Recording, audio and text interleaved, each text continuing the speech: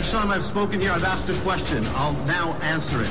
Mr. President, with all respect that is due, what happens if one assumes the presidency by placing his left hand on the Word of God, and then with his right hand enacts laws that war against the very same Word of God on which he laid his hand? Such an act invokes the judgment of the Almighty.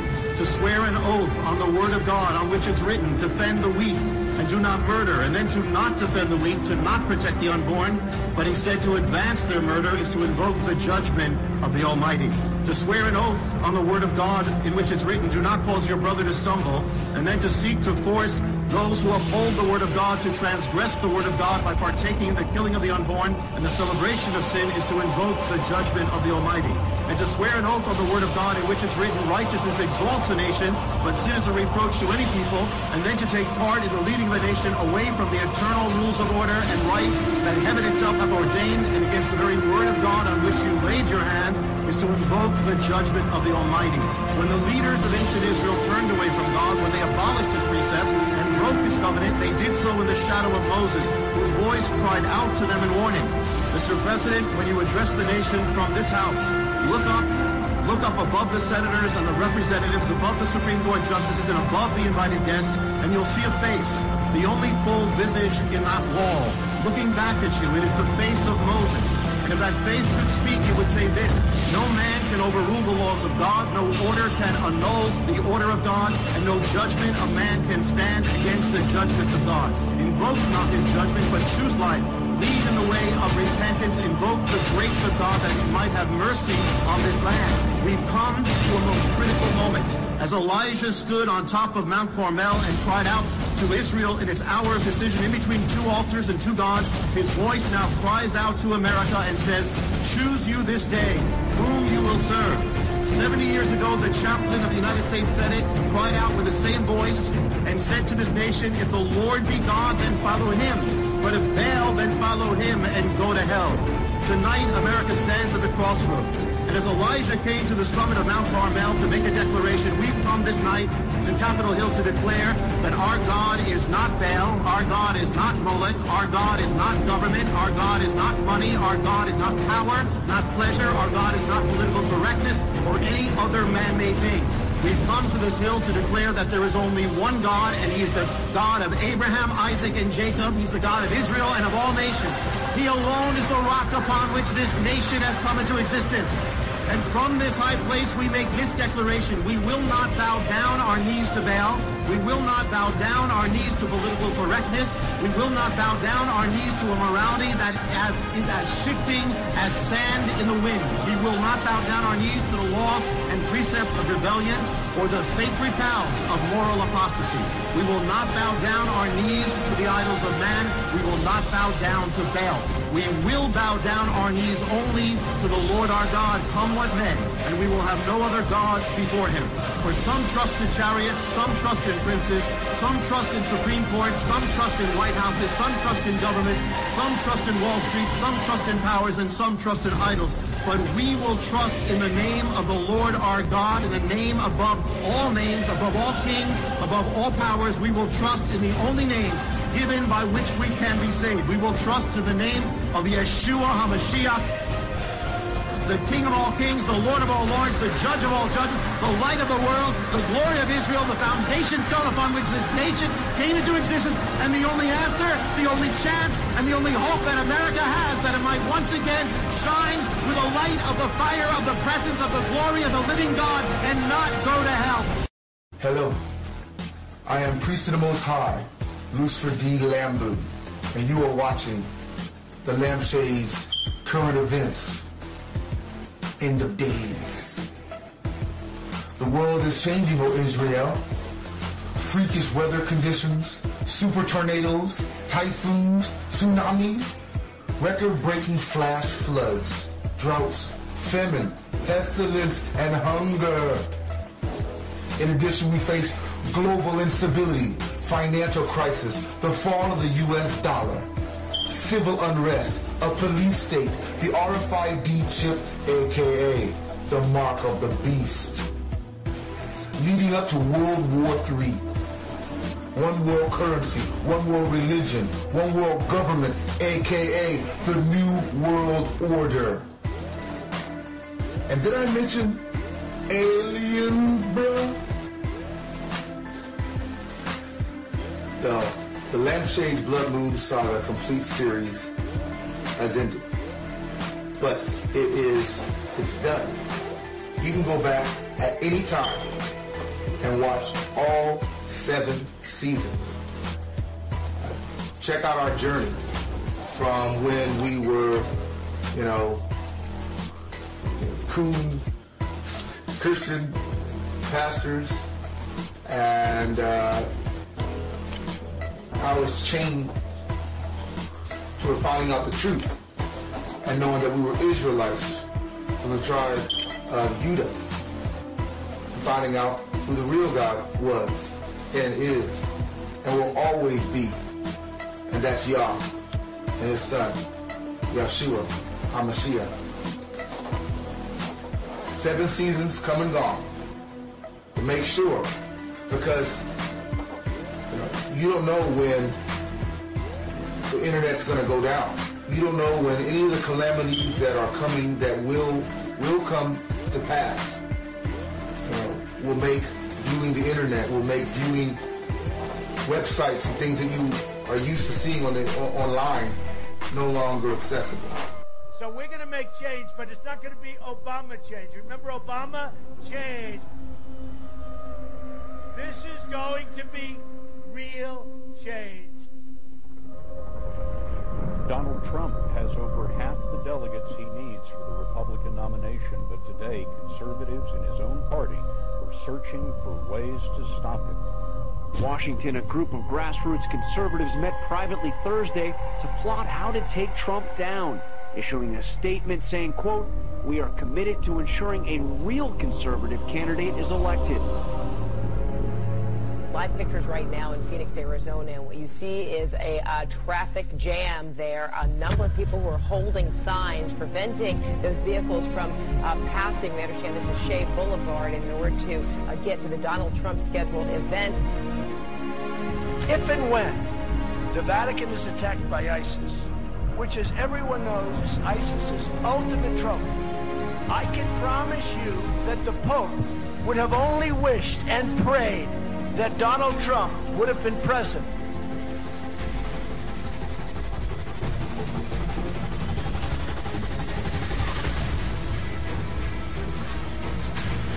Donald J. Trump is calling for a total and complete shutdown of Muslims entering the United States. I think you'd have riots. I'm representing a tremendous, many millions of people. In many cases, first-time voters.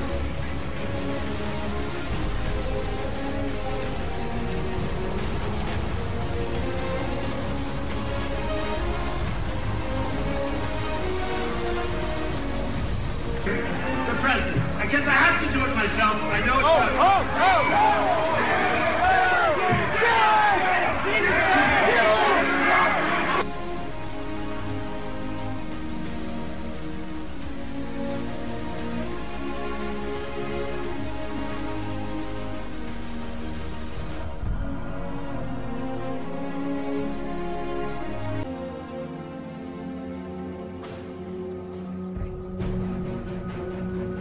It was a wonderful, meaningful endorsement in every way, and I was very proud of it.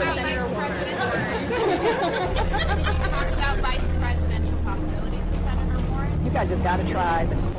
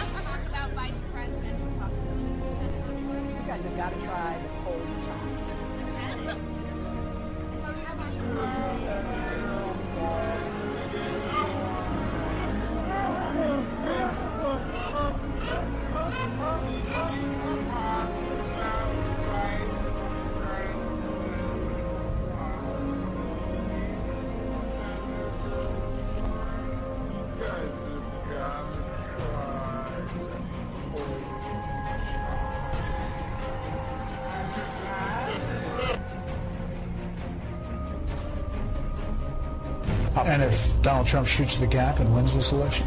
I don't think John Kasich cares. I mean, I think he's still... I think the Republican Party is going to have a nervous breakdown if Trump wins as well, even if he loses. It's going to have the same even if he loses. One way or the other, there's a civil war coming, and it starts the day after Election Day. For Donald Trump or Hillary? Oh my God, Donald Trump is the redneck leader. He's gonna take you away from me. Oh my God, Donald Trump is the redneck leader. He's gonna take you away from me. Oh my God, Donald Trump is the redneck leader. He's gonna take you away from me. Why would he take me away? Why would? Because the redneck people gonna take us away from here. Oh my God. Astaghfirullah bilhamidin. Oh my God. Bismillahirrahmanirrahim. Okay, why? I need to go. Oh my God, where's Allah? Allah needs to come protect me from this. Oh my God, I need to call Allah. Bismillahirrahmanirrahim. Allah, la ilaha illallah, wa la ilaha. لا تأخذ سيئة ولا الله في السماوات وما في الأرض الذي يطوله إلا بإذنه إلا بما شاء واسع كرسي السماوات ولا يؤوده بهم. Oh my God, I think God needs to protect me from all these weird people. Oh my God. Who, Trump? Oh my God, yeah. Oh my God, he is the redneck. Oh my God. And he looks like an orange. I think his parents were so ugly.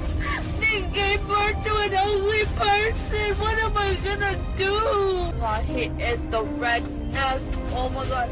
And he looks like an orange. I think his parents were so ugly. They gave birth to an ugly person. What am I gonna do? Oh God, he is the redneck. Oh my God. And he looks like an orange. I think his parents were so ugly. They gave birth to an ugly person. What am I gonna do? Why do you not do anything? Oh my God, he's gonna kick me out. He's gonna kick all of us out. You're a U.S. born citizen. Where is he gonna kick you? You were born in Utah. Is this blood from the redneck? No, it's blood from your surgery. Just hold on. I gotta get you home, clean you up.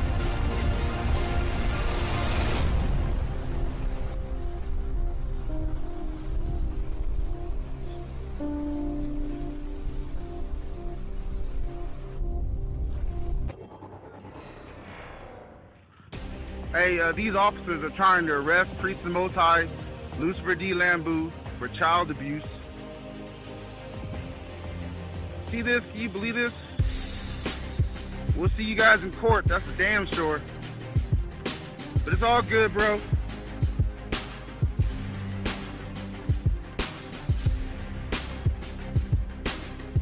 Yeah, we're gonna protest in this shit, that's for damn sure.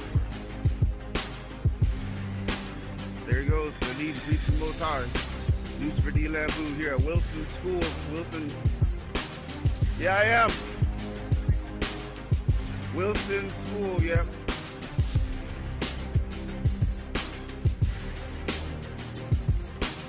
There they are, these Edomites and others. They're leading Priest of the Most High out of Wilson Elementary School.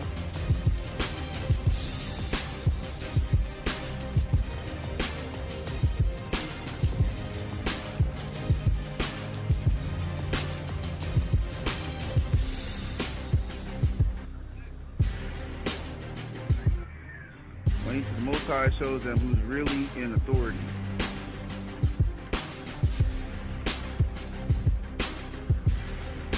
Look at this. Look at this.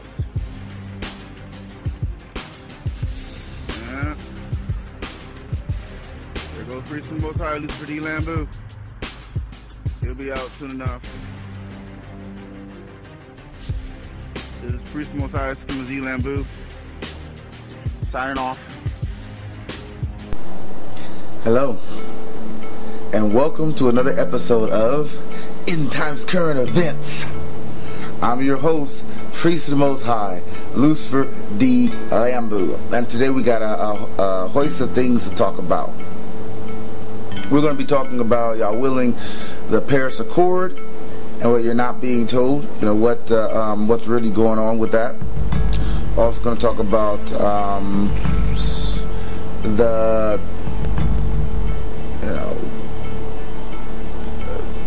storms and things that are going on. And also we got the North Korea. We're also going to be talking about Japan and what they're up to, and whatever else comes to mind. Okay. Let's go ahead and just get right into that. All right. Now,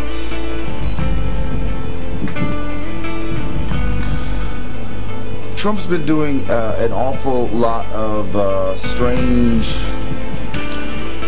moves, or not to say the word strange, more or less, he is proving himself to be unpredictable by the elite.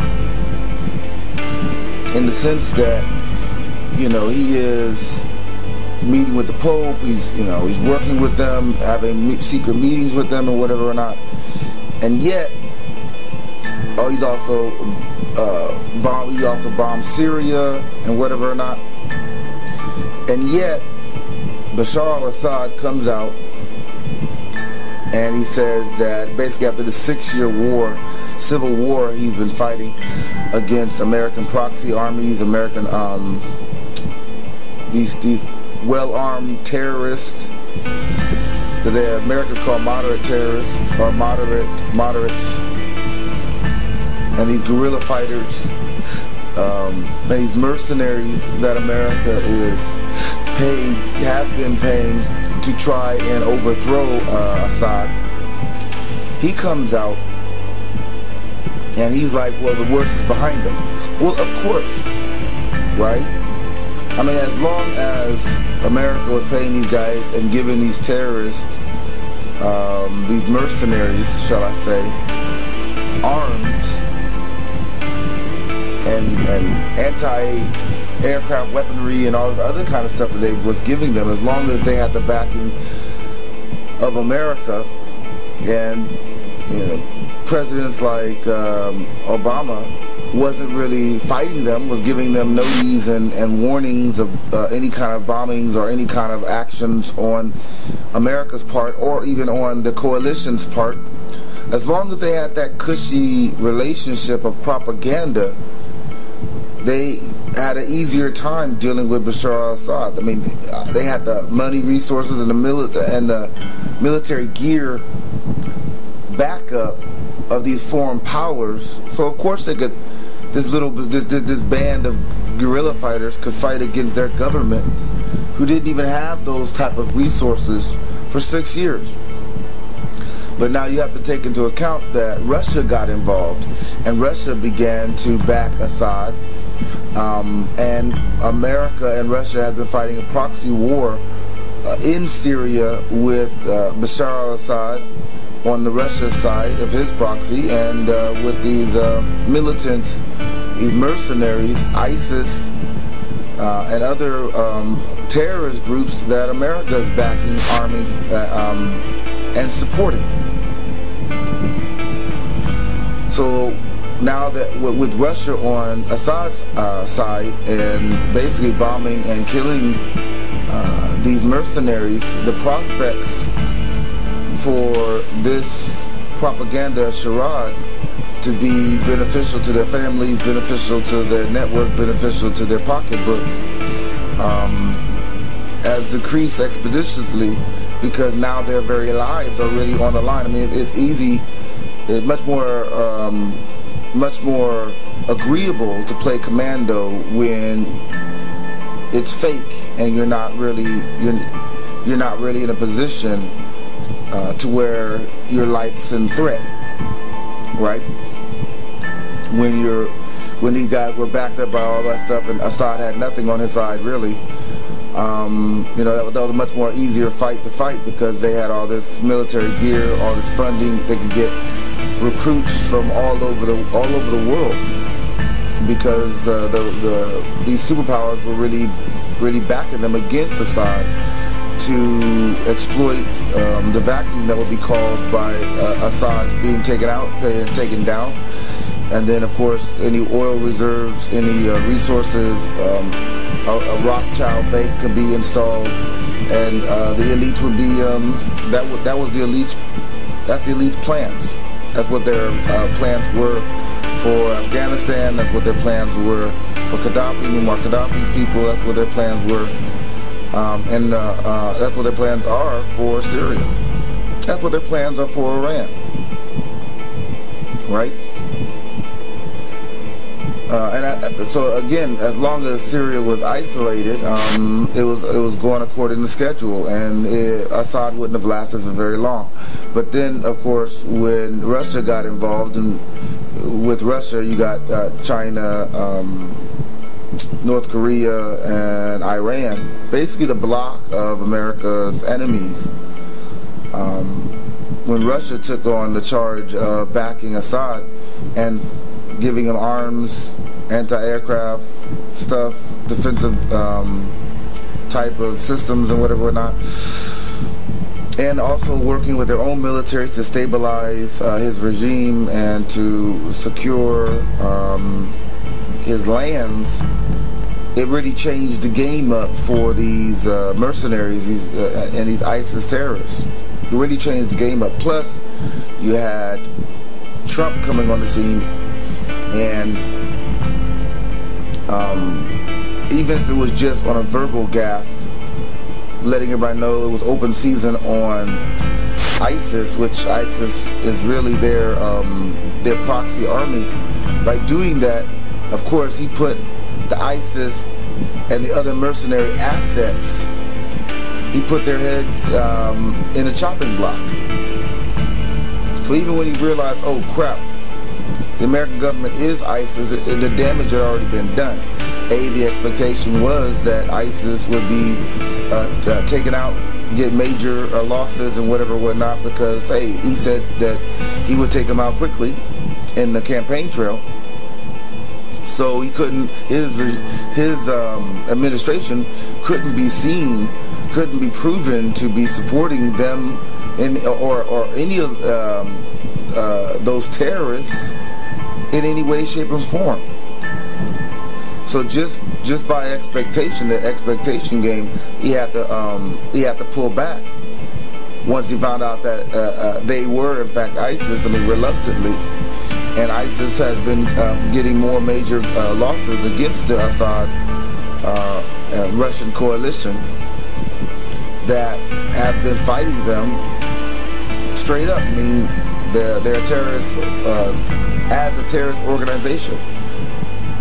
You see, they were used to the cozy relationship with the West and the superpowers that were backing the toppling of Assad and the toppling of all these other dictators that stood in America's hegemony and stood in the way of the dollar, stood in the way of America's basically imperialism and empire. You know. And now, basically, Russia's trying to force the counterbalancing again. But of course, any miscalculation on their part, or Trump's part, or any of these shaky Edomites' part will inevitably lead to war, and that war is really unavoidable. It's unavoidable. You got new false flags in London, several different false flag attacks. I'm calling them false flag attacks now because there has been no evidence that these attacks even took place that have been available online. I mean, all the pictures, many of the pictures of the events, the bombings, and people getting ran over by cars, supposedly stabbings. None of these actually show video evidence of what the official story claims happened. Right? You don't see, like with the car ramming that happened, where the car was stopped with the steel poles or whatever. There was actually video evidence showing a person driving over people. Right? And this in this world that we live in with cell phones and selfies and just the obsession when it comes to videotaping stuff, the thought that you could have bombings, Manchester bombings, or you can have car rammings and stabbings with no video evidence is astounding. Astounding. I mean, all the clips that they give you is of people reacting to a stimuli that could very well be just a director saying, okay, now action. I mean, people are running from the scene. We got people and some of the pictures and whatever, or some of the video that has smiles on their faces, or they're looking at their cell phones and they're not really paying attention, or they're giving each other pats on the backs and fucking high fives. That's not the scene that you would get. That's not the people that you would see if it was really mass death and a calamity. It's like in these other countries, these countries like in Africa or whatever, when there's bombings and people are getting killed and whatnot, you can tell some of the ones that are actually real because the tears are real. They show the explosions. They show, you know, people getting blown apart on video.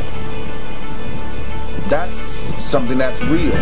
And then there are those that they do have fake ones where they had a bomb that went off in a car or something, and there's nothing going on, and then all of a sudden you see a guy come out and he's like, action, and then all these people flood the camera, and now all of a sudden they're acting like they was hurt and they were injured and you know, all this other stuff that literally came out too. So it's really if the video had to show that these people had nothing to do with the bombing, the car explosion, you might actually think that it was real, even though it wasn't.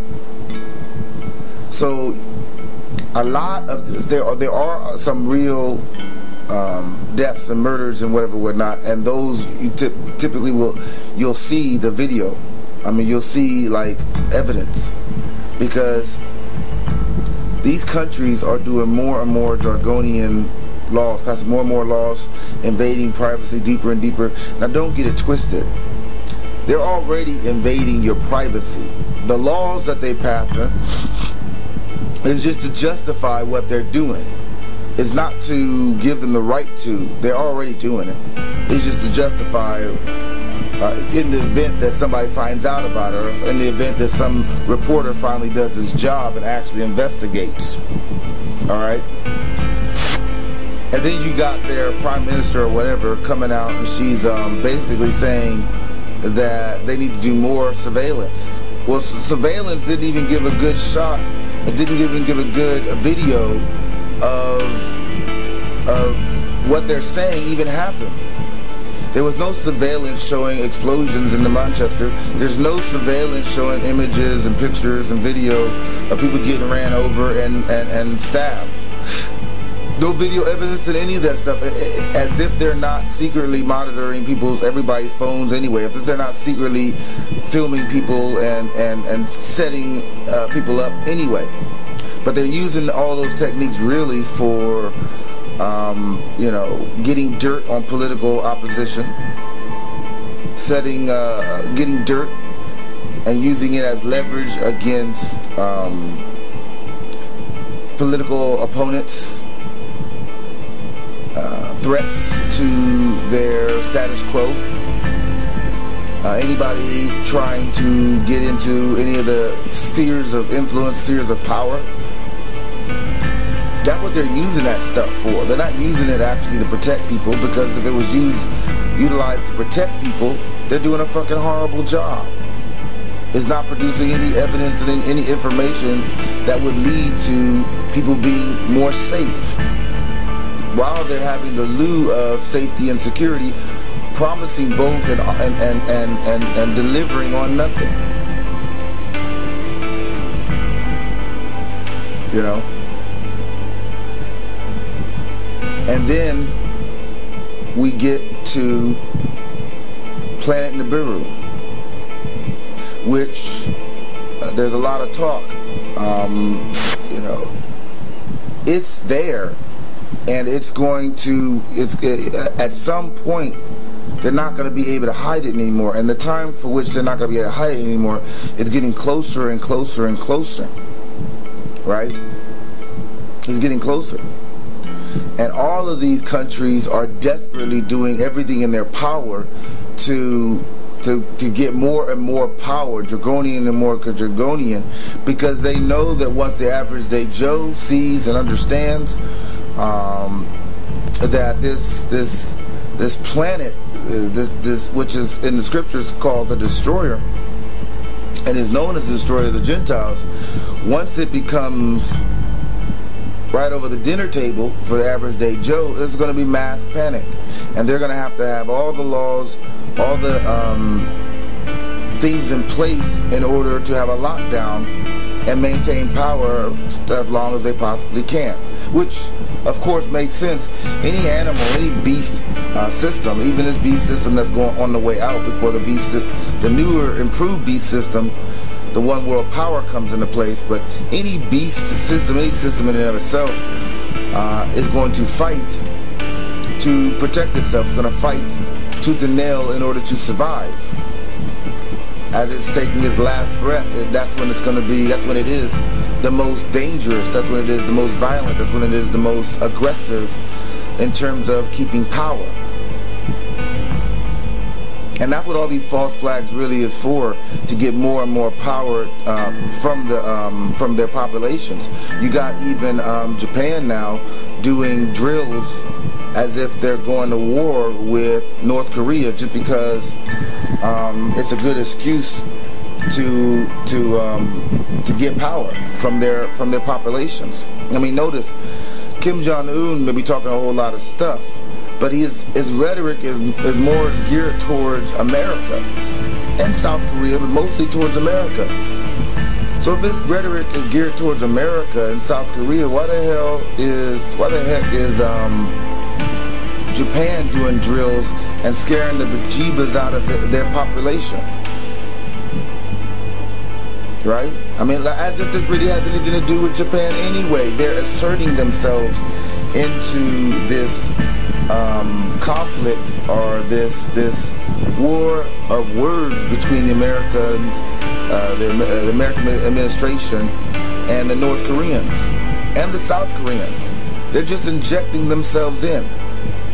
Why? Because it's a great pretext on a supposedly pacifist nation to take more steps to fight the boogeyman of terrorism, which doesn't even exist in their country, and to take more rights from their citizens. Because, see, all these countries know that this worldwide calamity, this planet Lambew calamity, this destroyer of the Gentiles, is in orbit, or is within our solar system, and is making its reverberations around the sun. And when it comes into near contact, when it comes into the closer space to the Earth, it's going to wreak havoc on this planet. They see it with their telescopes. They see it with their observatories. They know this thing is going down. They don't 100% know the day. They don't know the hour, because the Most High said they're not going to know. And this planet Lambew is not acting like a normal planet. It's moving counterclockwise to the sun, which is unprecedented. It's showing signs of intelligence, as if it's a spacecraft or artificial, or a living, breathing form of intelligence. You know, light years ahead of any technology the self-proclaimed white man has ever even imagined. The sheer size of it, the scope of it, the planetoid, the planets that are aligned with it, that's moving with it counterclockwise to the sun. I mean, the amount of precision it takes, the amount of technological edge it takes, not to barrel it into the sun, not to any of those planets barreling into the sun, not to barrel into the sun or the earth or each other. You know, it was moving at near light speed before it came into the solar system, supposedly, a planet that size and planetoids alongside it going that fast and not breaking apart, that shows a level of technology that the subsequent white man has never even imagined.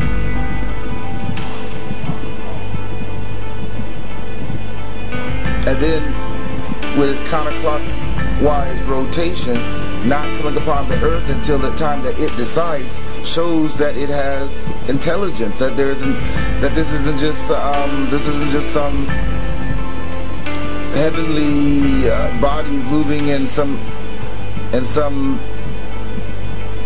rotation that is without intelligence. So they know that something big's about to go down, and they're doing everything in their power to prepare. You see them, of course, they're building bunkers. Many of their bunkers have been finished. All they're waiting on is just the order to go inside their bunkers. They're preparing for wars, because war is a good excuse as to why they're losing power, as to why there's calamity, right? I mean, none of these guys want to have actual, real, frank meetings with their populations, telling them about Planet Nibiru, telling them in plain English about the destruction that is going to come because of Planet Nibiru. They're lying to the very last second until finally it cracks the skies, and their geoengineering can no longer hide what's really about to overtake the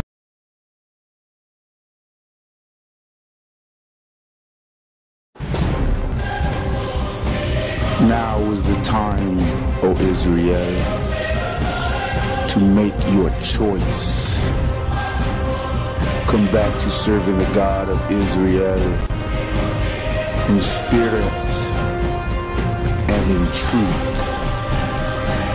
While there's still time, the Most High has sent His servants to guide you in His ways. Put your faith in Yahshua HaMashiach, for this is the way, O Israel, walk therein,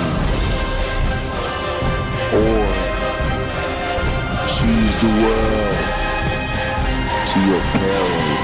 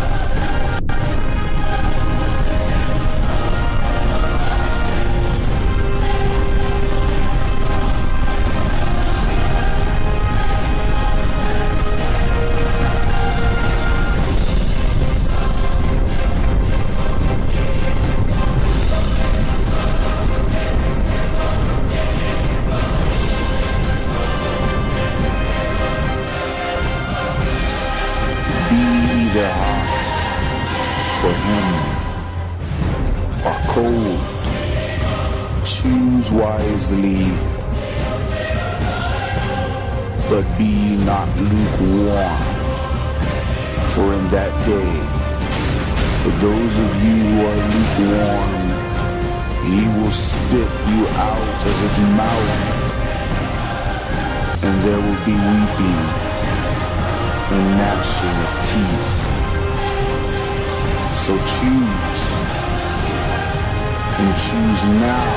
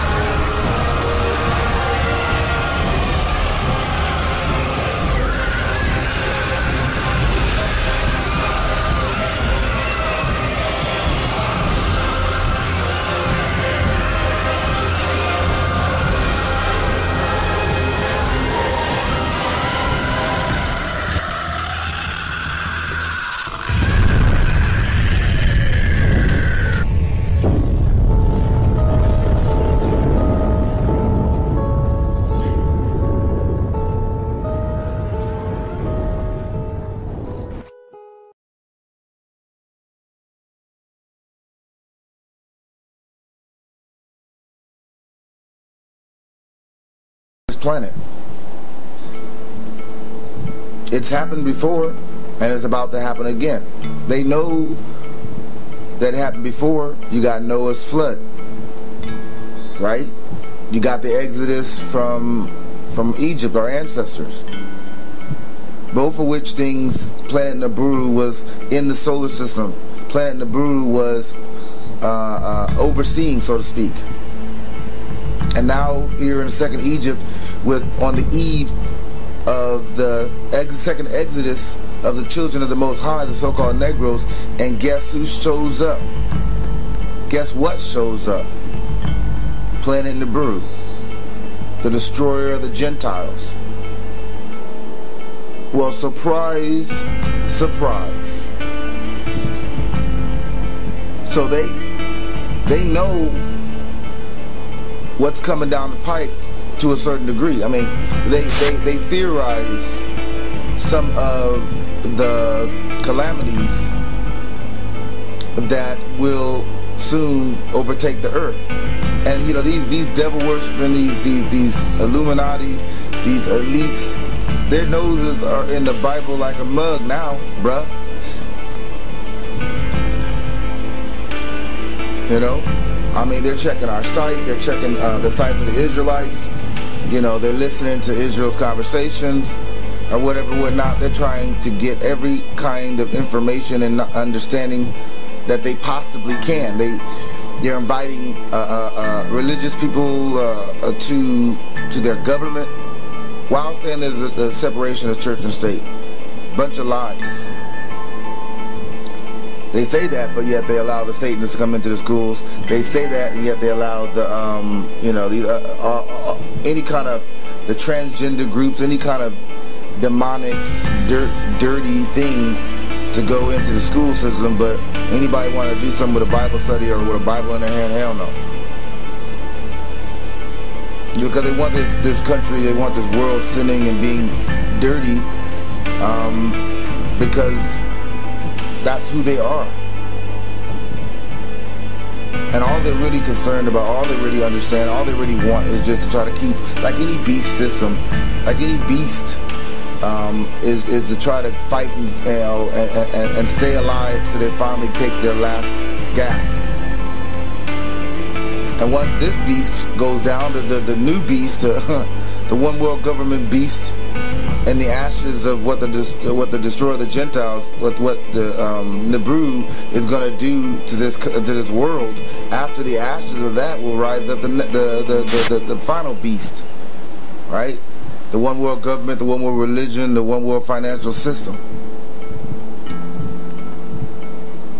After the destruction of the nuclear fire touches all these continents and brings the wrath of the Most High to all of these that has partaken in the rape, murder, lynching, exploitation of the children of the Most High.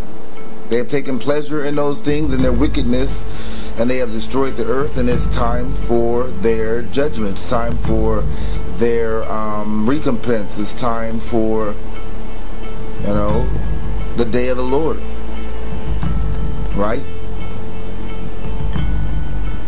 And they see it happening, and they're getting weak in the knees. And best believe when the average day Joe, when the average day, you know, Susie Blue looks up in the skies and sees it, you know, they're going to want to know from their procrastinators. They're going to want to know from their sorcerers. They're going to want to know from their politicians.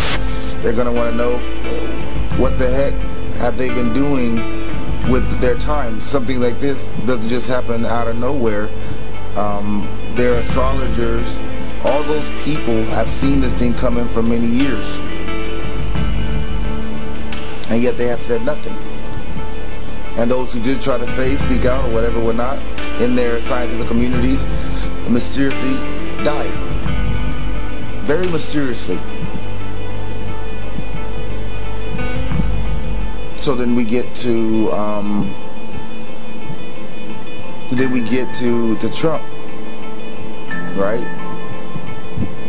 Trump backs out of the Paris Accord.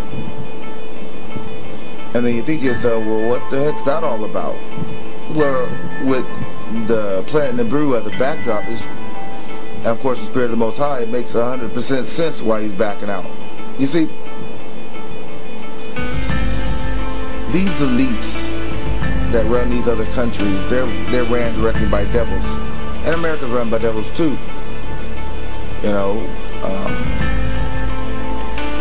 and they utilize false flags, been utilizing false flags, as you can see in their strategy to gain and maintain and get more power from the population in response and in preparation to Planet Nibiru being revealed. Right? But see, Trump's a little new to the game in terms of false flags. I'm sure that's going to come soon. Right? It's going to come real soon. Because, you know, him backing out the Paris Accord is proof of that. It's proof of that. You think that he cares about bringing jobs back to America, about America first and all that kind of stuff? That was good slogans to get elected. You see? You know, America can't be saved, and he recognizes that. I mean, you can't be a halfway decent business person without being able to look at the books and realize that the $20 trillion debt and the $127 trillion of undeclared debt is insolvent. I mean, you can't make that kind of money. If he could make those trillions of dollars in his 8-year term, then why the hell does he only have why the hell does he reportedly have $10 billion? He should be a trillionaire by now if he got those kind of business skills, right? I mean, literally, if he really had those kind of business skills, you know, he wouldn't be running for president. He'd be like, you know, $3-4 trillion man there. America can't be saved. Not economically, not socially with the you know, left-right paradigm going crazy and whatever, not not militarily, right? No amount of first strike nukes is going to be able to protect you against countries shooting all their nuclear weaponry at you, at this country. The defensive program, the defensive system, THAAD and all that other kind of garbage doesn't work, or surely doesn't work in the capacity that would be necessary to protect the American homeland against a slew of nuclear weapons, nuclear rockets shot at America. An offense in and of itself, you know, regardless of whether they tell you that a strong defense is a good offense, regardless of what they tell you, it doesn't translate a lick of beans to actual defense. Not defense. And they're deploying these things is for offensive capabilities, offensive purposes primarily, and it provokes war that none of these countries are going to win. None of these countries are going to be the better. But their one world government, their beast system that they want to bring in, it'll help to get that rolling. So he had to get out of the Paris Accord. Why? Because it's a good cover. It's a great cover. You see, he's fulfilling his campaign promises. Not because he's a good person and does what he says or tries to do what he says. It's not because he's a righteous person or any of that stuff. Alright? He's just as wicked as the rest of these devils. He's just as demonic as the rest of these devils, except he's not part of their bloodline. You know, I mean, he's coming from the outside in, or he's coming from another angle. But they all have the same goal, in this sense. Alright? Now, he had to make moves in terms of trying to build a wall, in terms of getting out of the Paris Accord. That was like one of the easier things to do. But even when he was saying he was getting out of the Paris Accord, he was still saying, we might get back in and renegotiate it. So he was still being wavery. He was still giving himself political maneuverability. If he were to come back a month later and say he's back in the Paris Accord, but he negotiated some, you know, wonderful thing for American workers or whatever, not, you know, his supporters would support that. If he stays out, his supporters would support that too. And see, therein lies his strategy. Therein lies his strategy. Because it's not about the Paris Accord. I mean, really, all it is a Ponzi scheme in order to buke more money from the populations of the world to fund these other countries, all these countries, including America's black ops and hidden, revenue streams, and just to buke the American people. The climate is not going to get cooler, not 1 degree, with this whole climate accord and with all that stuff. And none of these countries are going to do anything that they said they were going to do.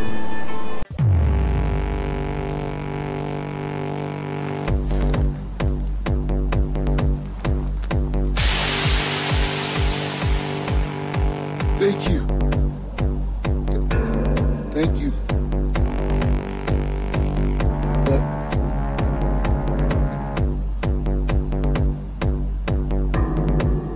I can't read.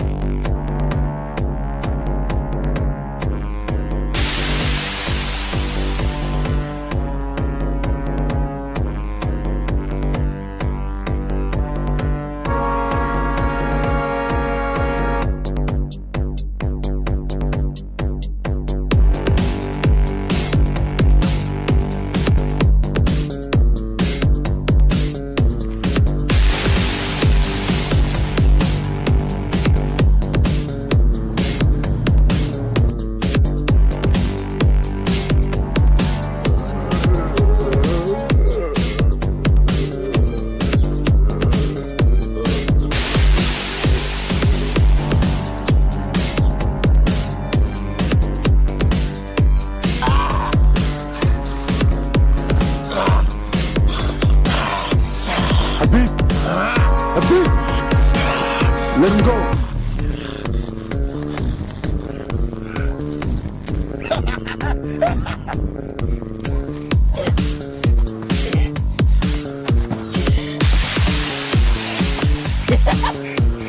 You should have killed me. You should have killed me, boy. Should have killed me. I'm gonna get you, and your little bitch boy.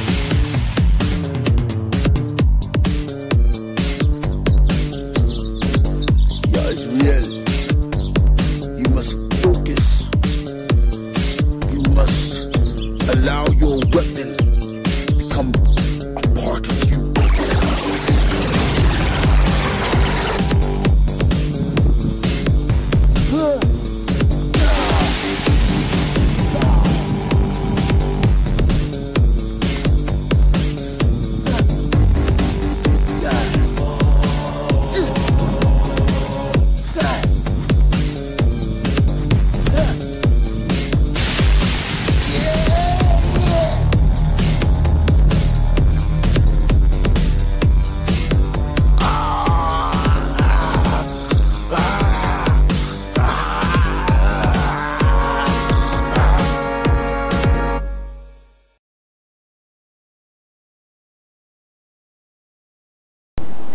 The money that they're buking is not going to go to what they claim it's going to go to.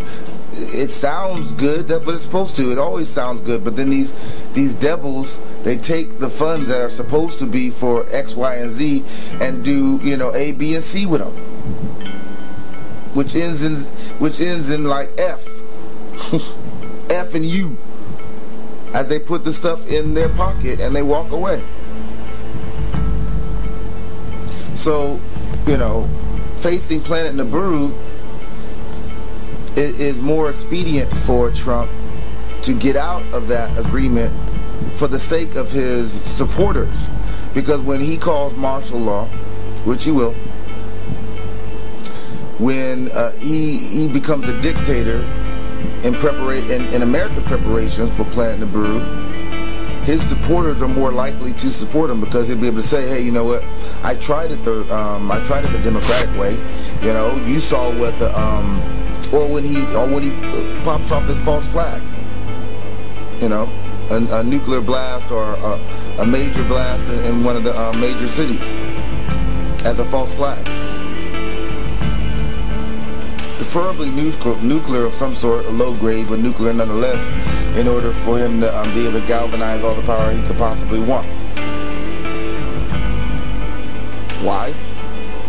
Because when he goes and does martial law as a response to a false flag or something of that nature, he'll be able to say, well, I tried to do it the democratic way, but you know, those terrorists came in over the border or whatever, and you know, I tried to create you know, executive orders that would have protected Americans when it came to travel bans or whatever, but you know, those judges, those liberal judges, they frustrated my efforts both times. Those liberal judges, it's their fault. They're the reasons why there's X amount of Americans dead.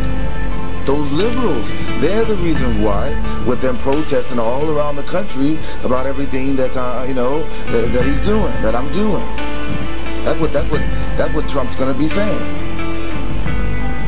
They're the ones to blame for all the deaths, and now, you know, I'm going to have to dissolve the executive branch because they won't allow Americans to be safe.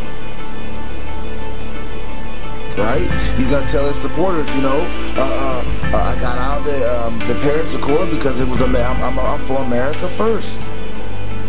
He's going to say that he's been doing his campaign promises because they elected him to do X, Y, and Z, and that's what he's trying to do. But these liberals, right, they won't be assuaged. These Democrats, they won't be assuaged. These you know, these judges, they won't be assuaged. They don't care about human life. They don't care about American lives. They don't care about keeping America safe. And his supporters are going to support him. Why? Because he's doing all these preparatory moves for them and for them specifically. He's not going to win any of those liberals who are marching in the streets and are rioting and are protesting on a daily basis. He wasn't going to win any of them by being in the Paris Accord. He wasn't going to win any of these judges over, these liberal judges over, that every executive order he's, you know, in terms of a travel ban he's put forth, they've unilaterally just did everything in their power to hold it up.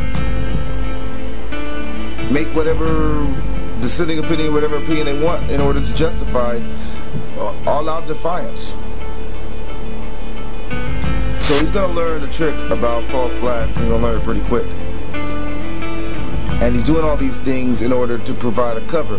He's not going to win over those liberals, and he don't want to win them. He don't give a damn. He's doing this to keep his base happy so that when he goes into the martial law, they will support him, and he needs that support in order for it to work. And these brain-dead white America Edomites, you know, that were angry at Obama, angry at what they see as the browning of their country that they stole, of course, but they don't see it that way. That they see these supporters of his that see that America was losing its place in the world. They're losing their money. Their jobs are leaving, been left. Their way of life has decreased, been decreased, and they got all these refugees and stuff coming into the country under Obama that is making a pretty penny from the government through social services and actually flat out payments from the government just to be a refugee here, and while their families were starting to see some struggle, and they're like, hell no. So all Trump has to do to keep those brain dead poor white trash on board is just to do a few, or seem to do a few of his campaign promises and make them believe as if they're number one, so that when it gets extreme, they're gonna still back him. They're gonna be still saying, you know, we trust Trump to keep us safe. They're gonna be the ones that's still saying, you know, if he's done these extreme measures, it's because the situation is extreme. They're gonna be the ones giving him a pass and time to institute the Dragonian stuff that's already been on his heart, that's already been in his plan, shall I say, to do. No one knows what's on the man's heart, but you can see in terms of the backdrop indications of what the plan is. The fact that Planet Naboo is coming, the fact that all these other nations are getting and grabbing power in their own way, and even his moves, which seem like they are to make do on campaign promises and whatever or not, also reveal that that it's one of the best forms of propaganda, right? It's covering the news cycle, which diverts people's minds and diverts people's eyes and attention off of other things that are more important, right? The crashing of the dollar is more important than the Paris Accord, because how can they exact taxes from people who are broke, right? I mean, him talking about ending SNAP benefits and food stamps and that kind of stuff is more important than the Paris Accord, because how are you going to care about climate change if you're starving, if you got no food, you got no job, you got no food? So it's masterful propaganda in the sense that it's getting people to focus on things that have no real bearing on their everyday lives. It's not the more important topic. It's not the more dire situation, right? Because these tornadoes, freak storms, and whatever or not, that's the Paris Accord ain't got nothing to fix that one way or shape or another anyway. Buking the American people and the people of these other nations for more of their money, more of the money that they don't even got, is not going to make the temperature drop 1 degree. It's just not.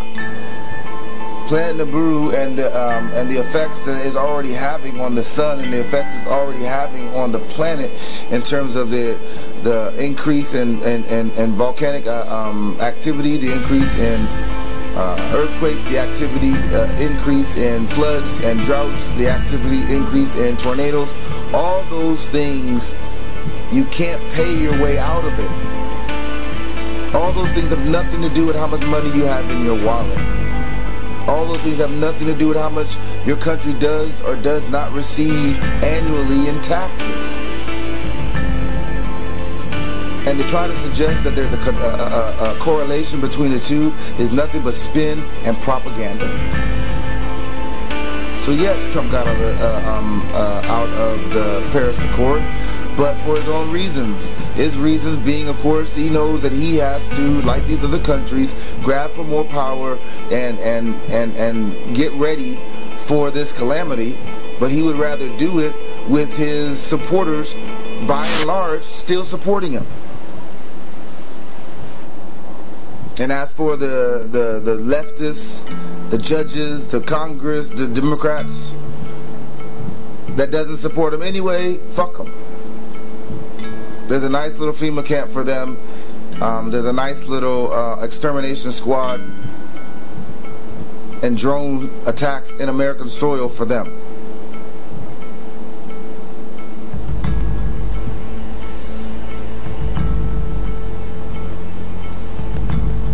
This is the height of propaganda warfare against the American people. Clearly. It increases the divide between the left and the right. Again, him getting out of the Paris Accord, he didn't anger one liberal who wasn't angry already. It was a major play for the heart of his already vast constituents in white America. Vast constituents. I mean, he didn't just beat Hillary Clinton by a little bit, he trounced her. And she's been making excuses and looking even weaker, her and her clones, ever since then.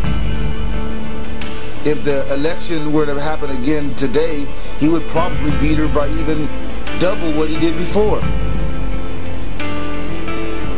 But he's still pushing to solidify his base as if he's still in the campaign to a certain degree, because martial law and more out in the open strong hand tactics are about to be deplored, and he's making his moves to shore up those that political currency, to shore up his base in preparation to what's coming next. Just like the other nations are doing, but he's just doing it in his way, or his style. If you aren't subscribed, to the Lampshades YouTube channel, Sakuma 08, then you don't know what you are missing.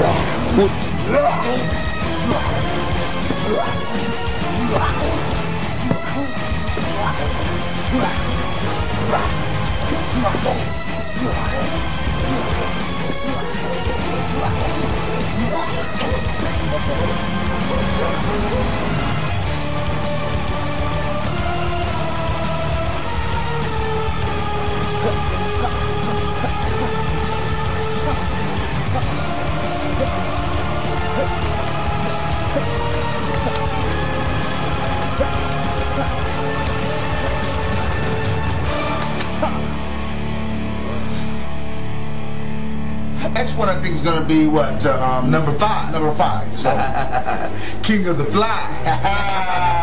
But until then, we will see you again next time. All right.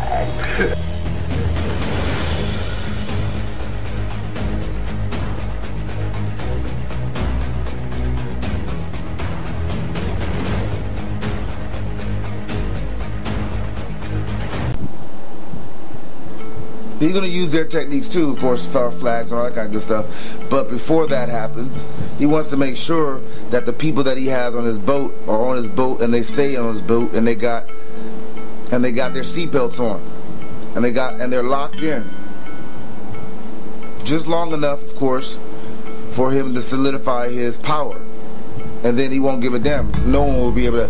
He won't be stoppable at that point. Not that he's stoppable now. The American people are way too gullible, way too, they're way too, the supplicating white man is way too blinded by his unrealistic racist hatred towards the so-called Negro to even see that he's being played for a sap. To even see that his nation is going down, and that it's his neck on the chopping block, and it always has been. They're the ones with the guns, they're the ones with the money, they're the ones that the military or the police trying to impose martial law and gun grabs, they're the ones that those people fear. Self-proclaimed white men, poor white trash with their guns and their beer and sitting on the couch. The so-called patriots. They're the ones that they're really worried about because, again, they're the ones with guns and carnal and that can pose a carnal threat to them. But of course, the real threat to them and the ones that they really, by and large, fear is the so-called Negroes and our God, the God of Israel, right? And the sign of our God, the God of Israel, this planetary thing that's going revolverating counterclockwise behind the sun, that their fucking scientists are looking in telescopes, watching every fucking day, shivering and not being able to stand up and holding their loins like little bitches. And you know that's happening. The scientific community is getting a lot of burnouts that you don't hear about on the news. They're getting burned out. Just realizing that the technology, the technological edge, the technological advantages that, that is not only highly probable but likely based on this planetary moving constellation damn near. We're planting the brew and the associated planets that revolve with it. Counterclockwise, not with it, counterclockwise around the sun. And they're getting burned out. Right? All the while, NASA mums the word. All the while, all these countries and whatever mums the word. I mean, it's not going to be until some amateur astrologer looks in his telescope. Not even an amateur astrologer. It's not going to be until Susie Blue looks up and what's that in the clouds? And then the clouds split, and then they see basically two suns and revolverating planets in plain sight, and it doesn't go nowhere. It may just stays there. It just stays to where the clouds no longer cover it until the earthquakes and stuff start happening. And basically the direct line of sight is there, so where the average day Joe can see that's the reason why there are 95 tornadoes touch down in a day. That's the reason why floods, historical once in a millennia floods is happening every 2 weeks, every month. Before the average day Joe realizes that's the reason why the droughts and the fire season begins early and seems like it never ends, and why millions and billions now of damage is reported all over the United States, and it's still coming in, and there's no end of it in sight. Then of course the martial law will be called. Then of course you'll see the military personnel on the streets, before of which you might even see a false flag that may start that thing happening even earlier.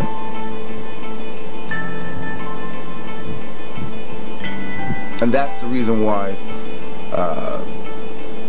President Trump got out, one of the reasons why he got out of the Paris court, because it's sleight of hand, it's a magic trick. It's propaganda at its finest.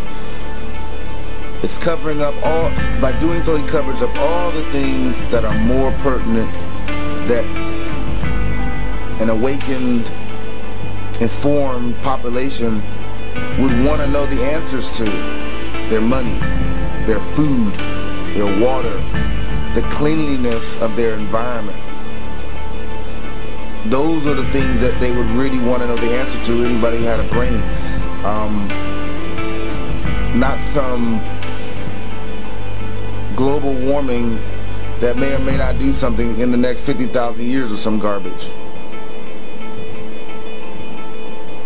But again, it's sleight of hand. He stops the people from thinking critically about the things that matter and beguiles them with stuff that don't, in order for them to miss the fact that, you know, the catastrophe's already here. And they're navigating their way in which to, how they're going to address it with the people.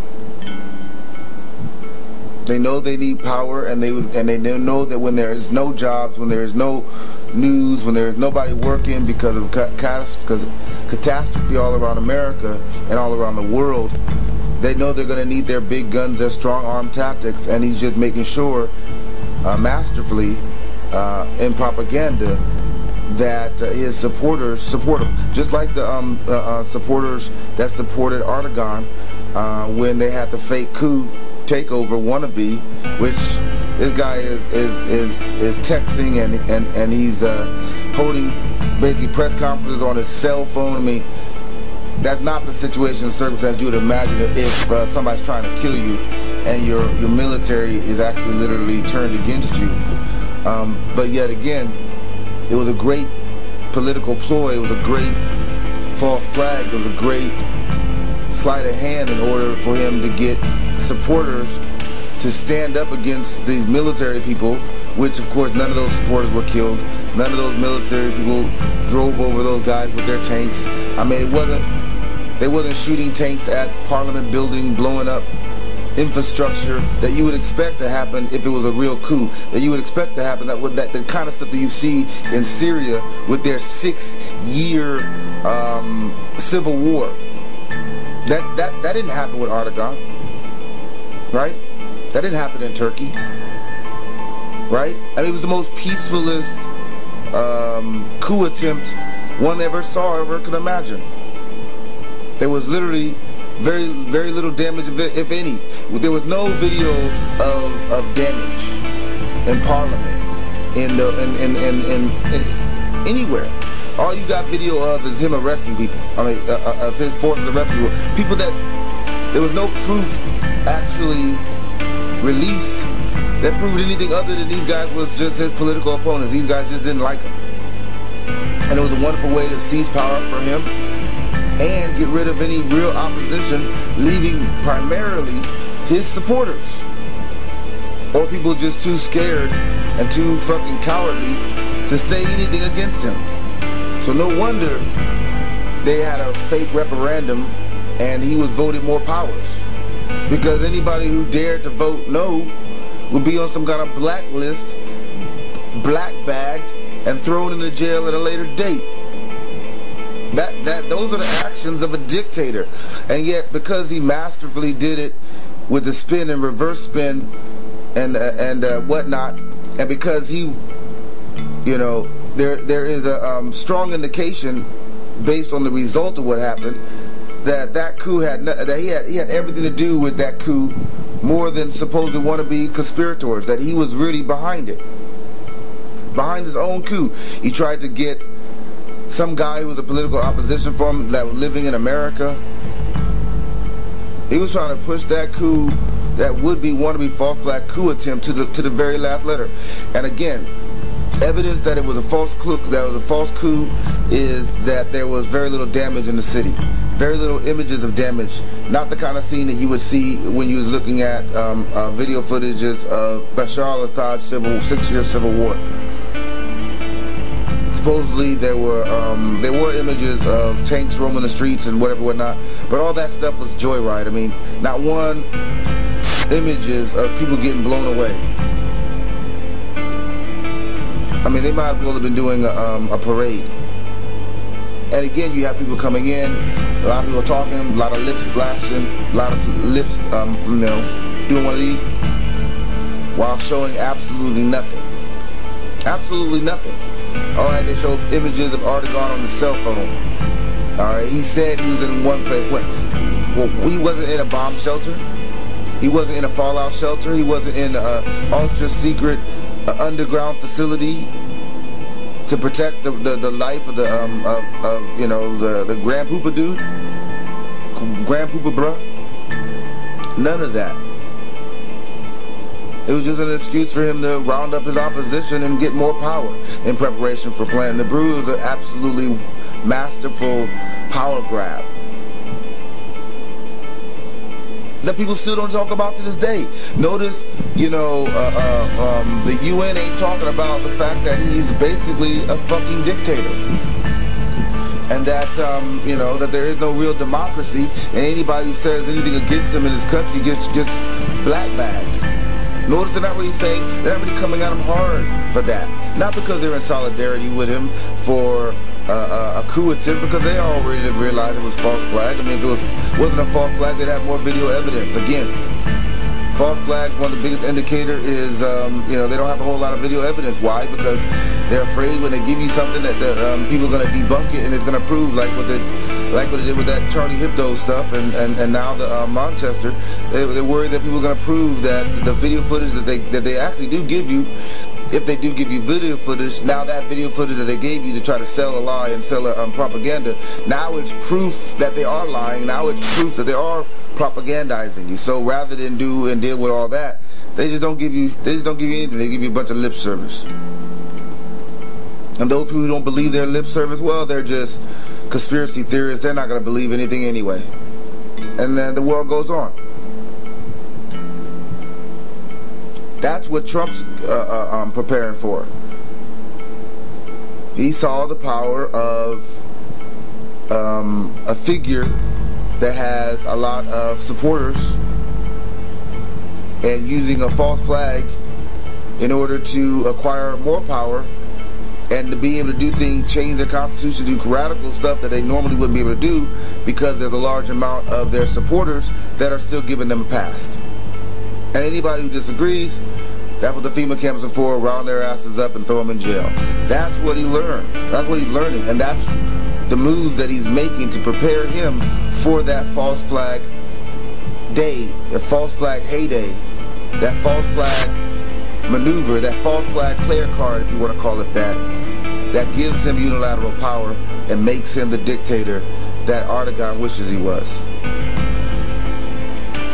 over what the world believes is the most powerful nation on earth. And it's going right according to plan. Point to script. He's making the moves, and it's working. These cow-eyed, dumbass, self-proclaimed white people, white America, these Edomites, are eating it up, hook, line, and sinker. And the ones who don't, which you wouldn't have got anyway, these leftists, these transgender filth, these guys who their brains are already gone anyway, right? They just round them up and throw them in jail, like Erdogan did. Round up and throw any of his opposition in jail. And he'll do it to the thunderous applause of these Edomite conservatives who put him in these Edomite conservative, racist, you know, KKK-loving bastards who put him into power. Until, of course, they realize that, you know, him getting martial law and whatever or not is going, it's not going to necessarily be to their benefit, because they got planning to brew, and there's not going to be a whole lot of time anyway before this country is dust. But that's still the plan. That's still his plan that he's instituting to get all the power he's ever dreamed of. That's the play, and it's coming along swimmingly. And it will continue to persist and multiply and grow stronger as the Planet Naboo, ticker continues to click on and gets closer and closer. Because once that drops, the world as you know it's going to go bye-bye, and it will never be the same again. It'll never go back.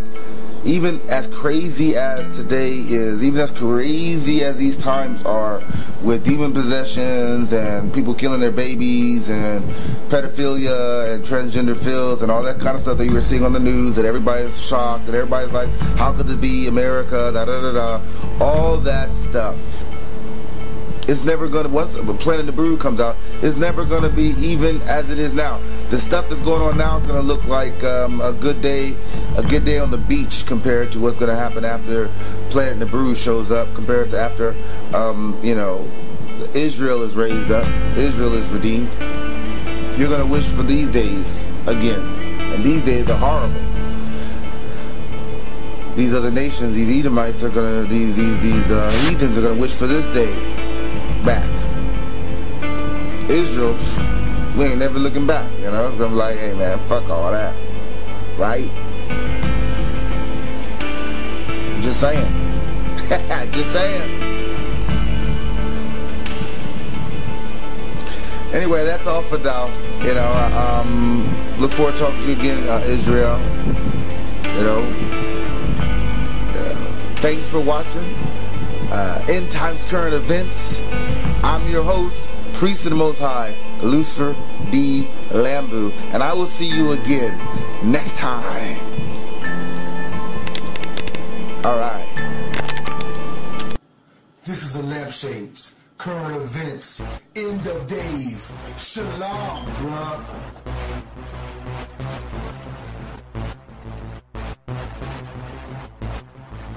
Wake up, support African Americans, Black Americans. Let me tell you the truth. Liberty or a niece, the choice of a Jew. You're a Hebrew, brother, you're a Hebrew.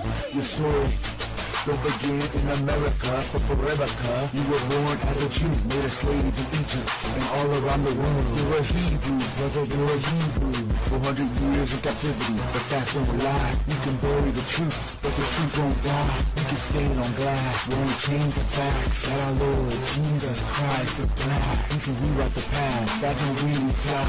You can remake a movie, you can try and deny. You can paint him white on the cross, can't change the fact. Lord Jesus is black. The great deception was turning day to night. If you say black Jesus is wild. Nation, you can't stop us. Slavery, we couldn't break us, so we won't stop. We rise to the top, even though you thought not. We the true Hebrews, though you cop block. We won't stop. Nation, you can't stop us. Slavery, we couldn't break us, so we won't stop. We rise to the top, even though you thought not. We the true Hebrews, though you cop block. We won't stop. God created man in his very own image, which the Father has begun, the Son will finish. The people of God spoke Hebrew, not Yiddish, with the white man destroyed, the Lord will finish. The people of God has the mark of the Lord, the defining factors that no one can ignore. Peter, bronze hair of war, and among the poor, Jesus Christ was a black man waiting at the front door, screaming, let me in. If you do, I will dwell in you. Wash your feet, make your heart brand new. Let me in, I will take away your sin. I will love you like my kin, though I get the Hebrew skin. Let me in. The true Hebrews were meant to be a blessing to the nations, but their heritage was erased during slavery, and they were replaced by fake Jews. Deuteronomy 28 tells the story. Nation, you can't stop us. Slavery, we couldn't break us, so we won't stop. We rise to the top, even though you thought not. We the true Hebrews, though you cop block. We won't stop. Nation, you can't stop us. Slavery, we couldn't break us, so we won't stop. We rise to the top, even though you thought not. We the true Hebrews, though you cop block. We won't stop. Yeah, man, you gotta know your Bible, man. Revelations chapter 2, verse 9, and Revelation chapter 3, verse 9 speak of the true Jews. We the true Jews. We the fake nation. You can't stop us.